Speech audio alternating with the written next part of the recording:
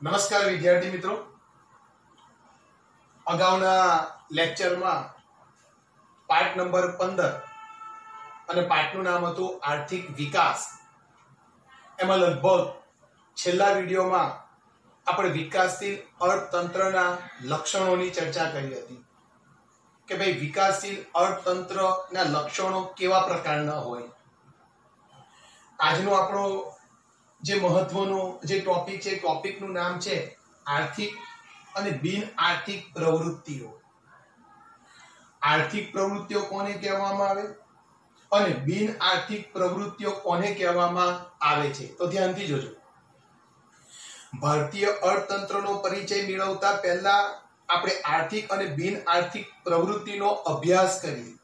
ભારતનું જે અર્થતંત્ર છે એ અર્થતંત્રનો આપણે પરિચય મેળવવાનો છે.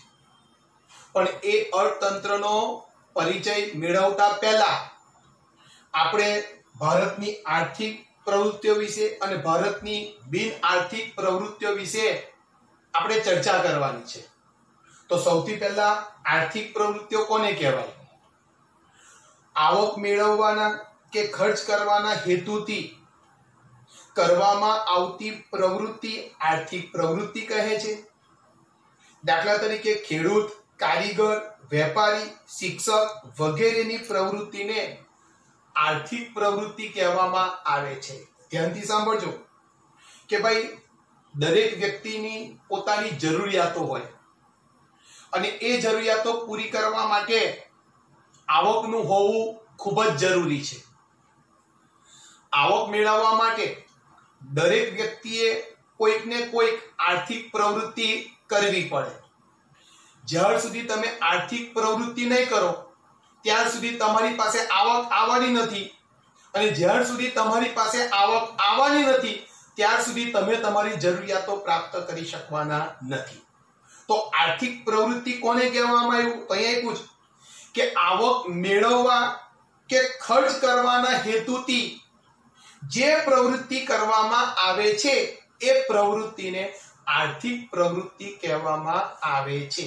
મારે આવક મેળવવી છે, આવક મેળવીને મારે ખર્ચ કરવો છે, અને સાથે સાથે મારી જે કઈ આવક આવે એ આવકમાંથી હું મારી જરૂરિયાતો પૂરી કરવી છે, માટે હું જે પ્રવૃત્તિ કરું છું મારી એ પ્રવૃત્તિને આર્થિક પ્રવૃત્તિ. વન ફોર એક્ઝામ્પલ, હું પોતે કે ભાઈ શિક્ષક તમને શું કરે છે? ભણાવે છે. એના બદલામાં તમે શિક્ષકને શું આપો છો? ફીસ આપો છો. તમે જે મને ફીસ ચૂકવો છો એ ફીસ એ મારી આવક થઈ, અને એ આવકમાંથી હું મારી જે કંઈ પણ જરૂરિયાતો હોય એ જરૂરિયાત પછાડી ખર્ચ કરીશ. તો મારી આ પ્રવૃત્તિને કઈ પ્રવૃત્તિ કહેવામાં આવી? આર્થિક પ્રવૃત્તિ. હું જે પ્રવૃત્તિ કરું છું એ આવક મેળવવા અને ખર્ચ કરવાના હેતુથી કરું છું. દાખલા તરીકે કોનું આપવામાં આવ્યું? તો કે ખેડૂત છે, કારીગર છે, વેપારી છે, શિક્ષક છે. આ લોકો જે કંઈ પ્રવૃત્તિ કરે છે તેમની આ પ્રવૃત્તિને આર્થિક પ્રવૃત્તિ કહેવામાં આવે છે. હવે વાત કરીએ આપણે બિન આર્થિક પ્રવૃત્તિ કોને કહેવામાં આવે? તો ધ્યાનથી સાંભળજો. જે પ્રવૃત્તિનો હેતુ આવક મેળવવાનો કે ખર્ચ કરવાનો ન હોય તે પ્રવૃત્તિને બિન આર્થિક પ્રવૃત્તિ કહેવામાં આવે છે. દાખલા તરીકે માતા પોતાના બાળકનો ઉછેર કરે છે અને વ્યક્તિ સમાજ સેવાના કાર્યો કરે વગેરેની એ પ્રવૃત્તિને બિન આર્થિક પ્રવૃત્તિ કહેવામાં આવે છે. આર્થિક પ્રવૃત્તિ અને બિન આર્થિક પ્રવૃત્તિમાં એક તફાવત કયો છે? આર્થિક પ્રવૃત્તિમાં ખર્ચ કરવાના અને આવક મેળવવાના હેતુથી આપણે જે પ્રવૃત્તિ કરીએ એને આર્થિક પ્રવૃત્તિ. બિન આર્થિક પ્રવૃત્તિ કે જે પ્રવૃત્તિ કરવા પાછળ આવક મેળવવાનો આપણો કોઈ શું નથી કે ભાઈ આવક મેળવવાનો કે ખર્ચ કરવાનો આપણો કોઈ હેતુ નથી. આપણે પ્રવૃત્તિ કરીએ છે ખરા, આપણે કામ કરીએ છે ખરા, પણ એનો હેતુ આવક મેળવવાનો નથી, ખર્ચ કરવાનો નથી. તો આપણી આ પ્રવૃત્તિને બિન આર્થિક પ્રવૃત્તિ કહેવામાં આવે છે. એક્ઝામ્પલ કોનું આપ્યું? કે ભાઈ માતા પોતાના બાળકનો ઉછેર કરે. માના ત્યાં જ્યારે બાળકનો જન્મ થાય તો માં એનું ખૂબ જ પ્રેમથી લાલન પાલન કરે, એનું પ્રેમથી પોષણ કરે, પણ એનો ઈરાદો કદી પણ એવો નથી હોતો કે હું આને નાનેથી મોટો કરું તો મોટો થઈને આની પાસેથી હું કંઈક પ્રાપ્ત કરું. માતા પોતાના બાળકની પછાડી જે કંઈ પણ લાલન પાલન કરે છે એ નિસ્વાર્થ ભાવે કરે છે. એટલે માતાની આ પ્રવૃત્તિ કઈ પ્રવૃત્તિ કહેવામાં આવી? બિન આર્થિક પ્રવૃત્તિ.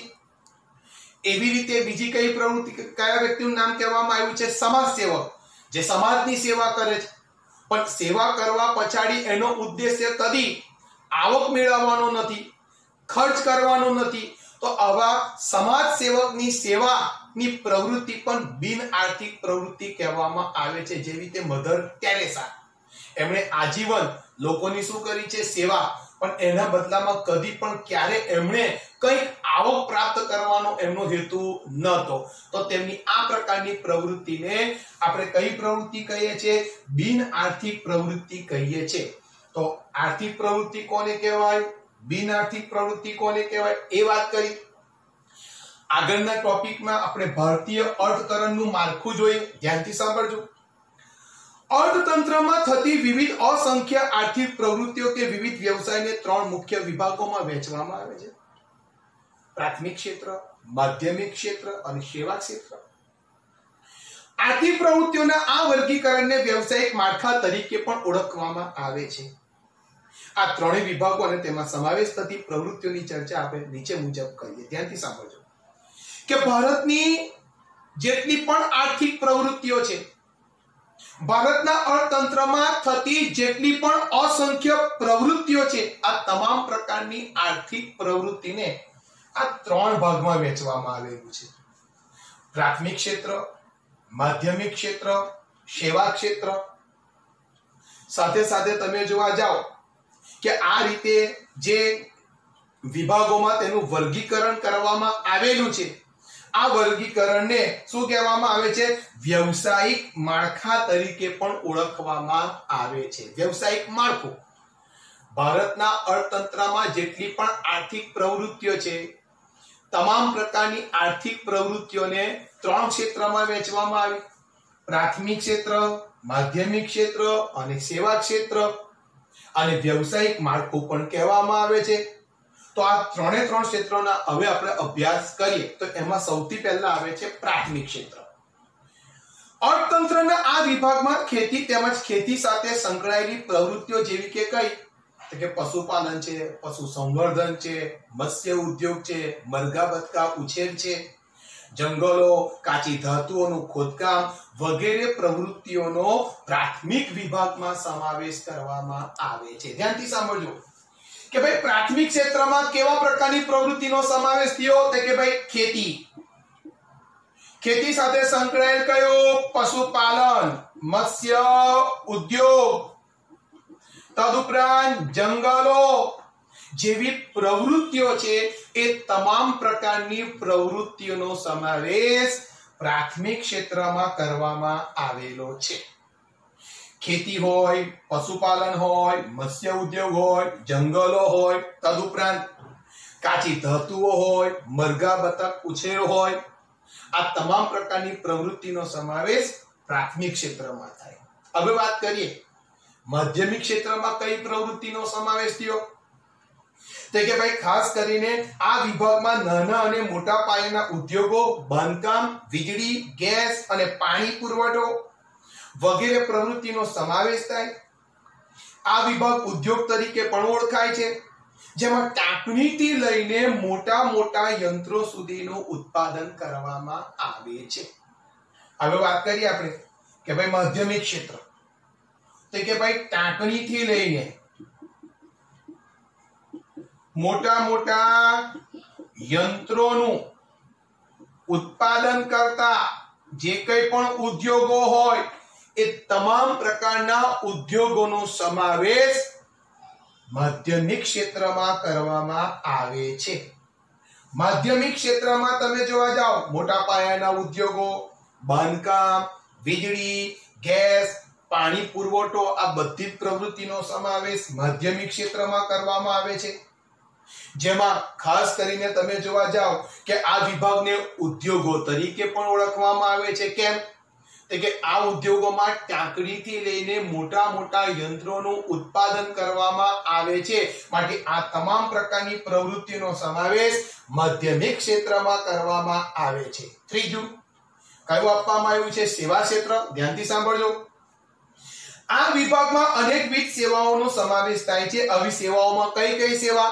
તો કે વ્યાપાર, સંદેશા વ્યવહાર, હવાઈ તથા દરિયાઈ માર્ગો, શિક્ષણની સેવા, આરોગ્યની સેવા, બેન્કિંગની સેવા તેમજ વીમા કંપનીઓ, પ્રવાસ અને મનોરંજન વગેરેની કામગીરીનો સમાવેશ સેવા ક્ષેત્રમાં થાય છે. એવા ક્ષેત્ર જે તમને સેવા પ્રદાન કરે, દાખલા તરીકે બેંક, વીમા કંપનીઓ, તદુપરાંત ટ્રાવેલ્સ, તદુપરાંત તમે જોવા જાવ શિક્ષણ, આરોગ્ય, આ તમામ પ્રકારની જે કંઈ પણ સેવાઓ છે તમામ પ્રકારનો સમાવેશ સેવા ક્ષેત્રમાં કરવામાં આવે છે. તો ભારતનું જે અર્થતંત્ર છે એ અર્થતંત્રમાં જેટલી પણ આર્થિક પ્રવૃત્તિઓ છે તમામ પ્રકારની આર્થિક પ્રવૃત્તિઓને 3 ભાગમાં વહેંચવામાં આવ્યું. પ્રાથમિક ક્ષેત્ર, માધ્યમિક ક્ષેત્ર, સેવા ક્ષેત્ર. પ્રાથમિક ક્ષેત્રમાં ખેતી અને ખેતી સાથે સંકળાયેલી પ્રવૃત્તિઓ, માધ્યમિક ક્ષેત્રમાં ઉદ્યોગો, તદુપરાંત સેવા ક્ષેત્રમાં તમામ પ્રકારની સેવાઓનો સમાવેશ કરવામાં આવેલો છે. હવે ધ્યાન આપજો. સામાન્ય રીતે વિકાસશીલ દેશોમાં પ્રાથમિક ક્ષેત્રનું પ્રભુત્વ વધારે હોય છે. હવે પ્રાથમિક ક્ષેત્ર એટલે કયું? ખેતી અને પશુપાલન. આપણે વિકાસશીલ દેશોના લક્ષણ જોયા. એમની મુખ્ય આર્થિક પ્રવૃત્તિ કઈ છે? ખેતી. એટલે જેટલા પણ વિકાસશીલ દેશો છે, મોટા ભાગના વિકાસશીલ દેશોની વાત કરવામાં આવે તો તે દેશોમાં પ્રાથમિક ક્ષેત્રનું મહત્વ કેવું હોય છે? વધારે હોય છે. બીજી વાત શું કહે છે? રોજગારી તેમજ રાષ્ટ્રીય આવકમાં પ્રાથમિક ક્ષેત્રનો હિસ્સો સૌથી વધારે હોય. કેવી રીતે? કે ભાઈ વિકાસશીલ દેશોની અંદર મુખ્ય તેમની આર્થિક પ્રવૃત્તિ ખેતી. મોટા ભાગના લોકો, ભારતની વાત કરીએ, ભારત વિકાસશીલ દેશ છે. ભારતની મોટા ભાગની વસ્તીમાંથી આજે પણ 60% કરતા પણ વધુ લોકો ખેતી સાથે સંકળાયેલા છે. એટલે સ્વાભાવિક વસ્તુ છે કે પ્રાથમિક ક્ષેત્રમાં 60% પણ વધુ લોકોને રોજગારી મળે છે. તદુપરાંત રાષ્ટ્રીય આવકમાં પણ પ્રાથમિક ક્ષેત્રનો હિસ્સો કેવો રહેવાનો? વધારે. પણ હવે થાય છે શું? કે પરંતુ જેમ જેમ આર્થિક વિકાસ થતો જાય છે તેમ તેમ પ્રાથમિક ક્ષેત્રનું મહત્વ અને માધ્યમિક અને સેવા ક્ષેત્રની સાપેક્ષતા ઘટતું જાય છે. અને ઉદ્યોગ ક્ષેત્રે તથા સેવા ક્ષેત્રનો વ્યાપ શું થતો જાય છે? વધતો જાય છે. પહેલા એવું હતું કે ભાઈ વિકાસશીલ દેશોમાં ખેતી મુખ્ય આર્થિક પ્રવૃત્તિ હતી. મોટા ભાગના લોકોને રોજગારી એમાંથી મળતી હતી. આજે પણ મળે છે. પણ હવે શું થઈ ગયું કે ભાઈ પ્રાથમિક ક્ષેત્ર કરતા સેવા ક્ષેત્ર અને માધ્યમિક ક્ષેત્રનું પ્રભુત્વ દિવસે દિવસે શું થતું જાય? વધતું જાય. પરિણામ સંજોગોમાં તેની સાપેક્ષતામાં પ્રાથમિક ક્ષેત્રનું મહત્વ દિવસે દિવસે શું થતું જાય છે? ઓછું થતું જાય છે. તો આ આપણે આર્થિક પ્રવૃત્તિ, બિન આર્થિક પ્રવૃત્તિ વિશે ચર્ચા કરી. ભારતના અર્થકારણનું માળખા વિશે ચર્ચા કરી, જેમાં પ્રાથમિક ક્ષેત્ર, માધ્યમિક ક્ષેત્ર અને સેવા ક્ષેત્ર વિશે ચર્ચા કરી. ત્યાર પછીનો આજનો આપણો જે ટોપિક છે, ટોપિકનું નામ છે ઉત્પાદનના સાધનો, જેમાં જમીન, મૂડી, શ્રમ અને નિયોજન. ધ્યાનથી સાંભળજો. કુદરતી સંપત્તિ અને શ્રમની મદદથી ચીજવસ્તુ અને સેવાઓનું ઉત્પાદન કરવામાં આવે છે. આજે આપણે જે કંઈ પણ જરૂરિયાતો છે, આજે આપણે જે કંઈ પણ સેવાઓ પ્રાપ્ત કરીએ છીએ, આજે આપણે જે કંઈ પણ ચીજવસ્તુઓ પ્રાપ્ત કરીએ છીએ, આ તમામ પ્રકારની ચીજવસ્તુઓ અને તમામ પ્રકારની સેવાઓનું ઉત્પાદન શામાંથી થાય છે? તો કુદરતી સંપત્તિમાંથી. માનવ પોતાની તમામ પ્રકારની જરૂરિયાત શામાંથી પ્રાપ્ત કરે છે? કુદરતી સંપત્તિમાંથી. આ ઉત્પાદન કરવા માટે અનેક વિવિધ સાધનોનો ઉપયોગ થાય છે. આજે ઉત્પાદન કરવું હોય કોઈ પણ વસ્તુનું તો ઉત્પાદન કરવા માટે ઘણા બધા સાધનો હોય. સાધનો વગર તમે કોઈ પણ વસ્તુનું ઉત્પાદન કરી શકવાના નથી, કોઈ વસ્તુ બનાવી શકવાના નથી. વન ફોર એક્ઝામ્પલ કે જમીનમાંથી તમારે ખનિજ પણ જો પ્રાપ્ત કરવા હોય, ખનિજ બહાર પણ કાઢવા હોય તો એને બહાર કાઢવા માટેને પણ સાધનો જોઈએ. એને તમારે શુદ્ધ કરવા હોય તો એને લગતા પણ તમારા ઉદ્યોગોમાં સાધનો હોવા જોઈએ, યંત્રો હોવા જોઈએ. સાથે સાથે શું કે જેમ કે એક્ઝામ્પલ તરીકે તો કે અનાજના ઉત્પાદન, આપણે અનાજનું ઉત્પાદન કરવું તો અનાજના ઉત્પાદન માટે કયા કયા સાધનની જરૂર પડે? તો અહીં આપવામાં આવ્યું બળદ, ટ્રેક્ટર, દાંતરડું, મજૂરો, જમીન વગેરે જેવા સાધનો કેવા હોય છે? જોડાયેલા હોય. વિદ્યાર્થી મિત્રો, ખેતી કરવી હોય, અનાજ ઉગાડવું હોય, અનાજ પ્રાપ્ત કરવું હોય તો હળની જરૂર પડે કે ના પડે? ટ્રેક્ટરની જરૂર પડે કે ના પડે? દાંતરડું કાપવા માટે, પાક તૈયાર થાય તો કાપવો તો પડે. પછી એને એ પાકને એક જગ્યા પરથી બીજી જગ્યા પર લઈ જવા માટે વાહન વ્યવહારની જરૂર પડે. તદુપરાંત ખેતરમાં કામ કરવા માટે મજૂરોની જરૂર પડે અને સૌથી પહેલા તો ખેતી કરવા માટે જમીનની જરૂર પડે. તો ઉત્પાદન કરવા માટે આટલા સાધનો હોવા જરૂરી છે. ઉત્પાદન માટેના સાધનો તો ઘણા છે. સાંભળજો, ઉત્પાદન માટેના સાધનો તો ઘણા છે, પરંતુ અભ્યાસમાં સરળતા માટે આવા સાધનોને 4 ભાગમાં વહેંચવામાં આવ્યા છે. આમ તો ઉત્પાદન કરવા માટે સાધનો ઘણા વધારે છે, પણ અભ્યાસમાં સરળતા પડે એટલે આ સાધનોને કેટલા ભાગમાં વહેંચવામાં આવ્યા છે? 4. કયા કયા? જમીન, મૂડી, શ્રમ અને નિયોજન. તો સૌથી પહેલા આપણે વાત કરીએ જમીન એટલે શું.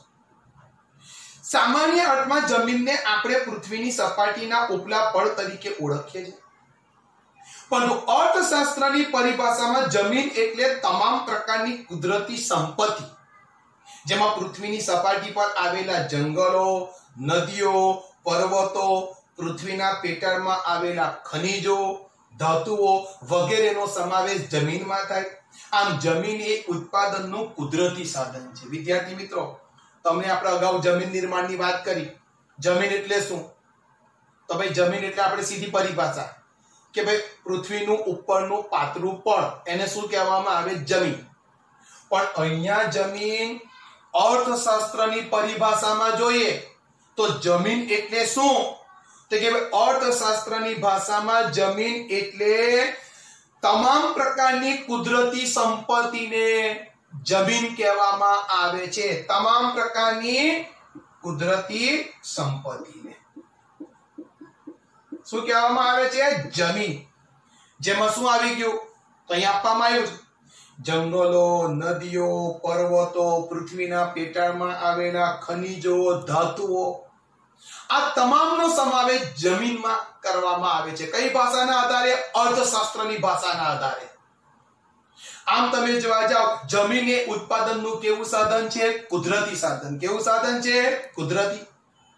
હવે વાત કરીએ તો મૂડી. ભાઈ મૂડી એટલે શું? તો સામાન્ય અર્થ આપણે મૂડી એટલે શું કહીએ? પૈસા. પણ અહીંયા પણ અર્થશાસ્ત્રની ભાષામાં મૂડી એટલે શું? તો કે મૂડી ઉત્પાદનની પ્રક્રિયામાં ઉપયોગમાં લેવામાં આવતા માનવ સર્જિત સાધનો, જેવા કે શું? યંત્રો, ઓજારો, મકાનો વગેરેનો સમાવેશ મૂડીમાં કરવામાં આવે છે. ધ્યાનથી સાંભળજો, મૂડી એટલે સીધું ગણિત, સીધું લોજિક. મૂડી એટલે પૈસો, પણ ના, અર્થશાસ્ત્રની ભાષામાં મૂડી એટલે શું? તે કે ભાઈ ઉત્પાદનની પ્રક્રિયામાં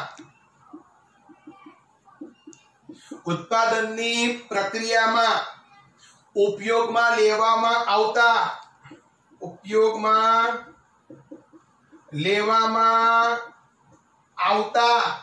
શું કહે છે? તમામ માનવ સર્જિત સાધનોને મૂડી કહેવામાં આવે છે. ઉત્પાદનની પ્રક્રિયા કરવાની છે અને આ ઉત્પાદનની પ્રક્રિયામાં માનવ સર્જિત જે કંઈ પણ સાધનોનો આપણે ઉપયોગ કરીએ એ તમામ ઉત્પાદનના સાધનોને આપણે મૂડી કહીએ. દાખલા તરીકે શું કીધું અહીંયા? તો કે ભાઈ યંત્રો છે, ઓજારો છે, મકાનો છે વગેરેનો સમાવેશ શામાં કરવામાં આવે? મૂડી. બેંકો છે, વીમા છે, પરિવહનના સાધનો છે, આ તમામ લોકો ઉત્પાદનના પ્રક્રિયામાં શું છે? ઉપયોગમાં આવે છે. આ બધા માનવ સર્જિત સાધનો છે. એટલે મૂડી એટલે ફક્ત પૈસા નહીં. મૂડી એટલે અર્થશાસ્ત્રની ભાષામાં ઉત્પાદનની પ્રક્રિયામાં ઉપયોગમાં લેવામાં આવતા માનવ સર્જિત સાધનોને મૂડી કહેવામાં આવે છે, જેમાં મજૂરથી માંડીને બેંકથી માંડીને બધી જ વસ્તુનો સમાવેશ તેમાં થાય છે. ત્રીજું આપ્યું આપણે કયું? શ્રમ. ભાઈ શ્રમ કોને કહે?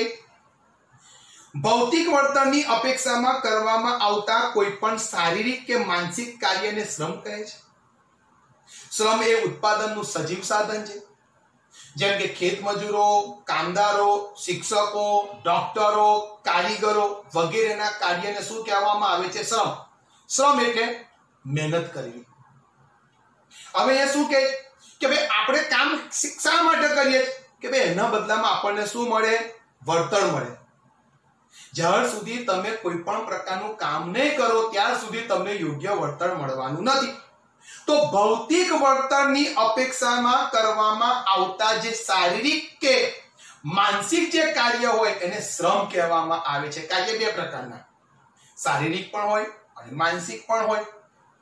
દાખલા તરીકે ખેડૂત, તદુપરાંત શિક્ષકો, કામદારો, મજૂરો, ડોક્ટરો, કારીગરો, આ લોકો જે પોતે શ્રમ કરે છે એ કયો શ્રમ કરે છે? શારીરિક પણ કરે છે અને માનસિક. એ લોકો જે કંઈ પણ શ્રમ કરે છે એના શ્રમના બદલામાં એમને ભૌતિક શું મળે છે? વળતર, એમને આવક મળે છે. તો તે લોકો જે કંઈ પણ કામ કરે છે તેમના એ કામને શ્રમ કહેવામાં આવે છે. અને ચોથું છેલ્લું આપવામાં આવ્યું છે નિયોજન.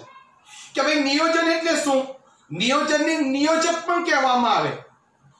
ઉત્પાદનની પ્રક્રિયામાં જમીન, મૂડી અને શ્રમ જેવા ત્રણેય સાધનોનું કુશળતાપૂર્વક સંયોજન કરનાર વ્યક્તિને નિયોજક કહે છે. આ ત્રણેય સાધનોને યોજનાપૂર્વક ઉત્પાદનમાં જોડવાની કામગીરીને નિયોજન કહેવામાં આવે છે. ચોથું જે છે વિદ્યાર્થી મિત્રો કે ભાઈ નિયોજન. કે હું શું કહે છે કે ભાઈ ઉત્પાદનની પ્રક્રિયામાં જમીન, મૂડી અને શ્રમ આ ત્રણ સાધનોનું કુશળતાપૂર્વક શું કરવામાં આવે છે? સંયોજન કરવામાં આવે છે. આ સંયોજન કરનાર વ્યક્તિને શું કહેવામાં આવે છે? નિયોજક. અને આ ત્રણેય સાધનોનો યોજનાપૂર્વક ઉત્પાદનની જોડવાની કામગીરીને શું કહેવામાં આવે છે? નિયોજન કહેવામાં આવે છે. દરેક આ ઉત્પાદનના સાધનો જમીન, મૂડી અને શ્રમ ઉત્પાદનની પ્રક્રિયામાં આ ત્રણ સાધનોને કુશળતાપૂર્વક જે જોડે, જે ભેગા કરે એને શું કહેવામાં આવે છે? નિયોજક. અને શું કે આ ત્રણેય સાધનોને યોજનાપૂર્વક ઉત્પાદનમાં જોડવાની જે કામગીરી છે એ કામગીરીને નિયોજન કહેવામાં આવે છે. તો વિદ્યાર્થી મિત્રો, છેલ્લે આપણે ઉત્પાદનના સાધનો વિશે ચર્ચા કરી રહ્યા છે. ઉત્પાદનના સાધનો 4 છે: જમીન, મૂડી, શ્રમ અને નિયોજન. આગળના વિડીયોમાં આપણે ઉત્પાદનના સાધનોની ફાળવણી કેવી રીતે કરવામાં આવે છે એના વિશે ચર્ચા કરીશું. નમસ્તે.